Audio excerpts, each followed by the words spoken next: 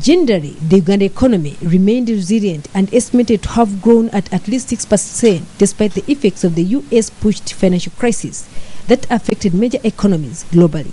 The country's economic resilience stems from the sound macroeconomic management, robust regional and diversified trade, and economic reforms undertaken in the recent past. There was maintained price stability, providing a conducive environment for the financial intermediation, favoring a robust private sector growth. It is upon such performance that the Parliamentary Appoints Committee has extended the current central bank governor, Emmanuel Mutebire's term for another 5 years. Mutebire brags about the wisdom to uphold the country's economy amidst the strong challenges of the 2007 financial crisis.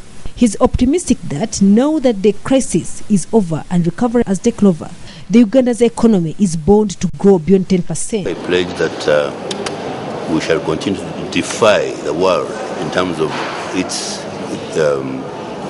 shocks. I told you that we will not be affected by the financial crisis in Europe. You said I was a bloody liar.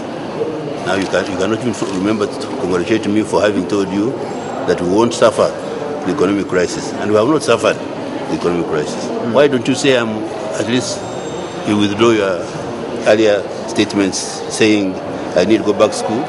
You now should be the one to go back to school. The governor says the country's outstanding performance beyond 10% is most likely to be supported by the oil resource. The central bank determines to ensure that the money got from the oil resource is well utilized for the sustainable economic development and growth. Money must be spent on infrastructure and on agriculture. It should not be spent on consumption.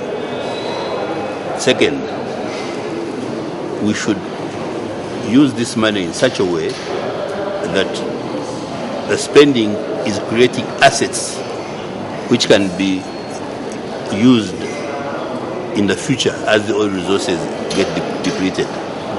Fraudsters are the key outcomes of corruption tendencies which the central bank detests. The public ought to cooperate and isolate such criminals for better economy. I hate corruption. There is no corruption in central bank, absolutely none. I will have none of it. But it's difficult to fight if the public doesn't hear me. The public should identify the fraudsters. The public knows those fraudsters.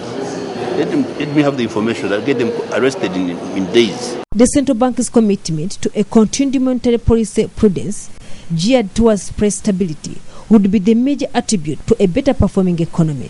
For MBS Business, I'm Namkwanga Yunus Kasiri and Evelyn Namoya.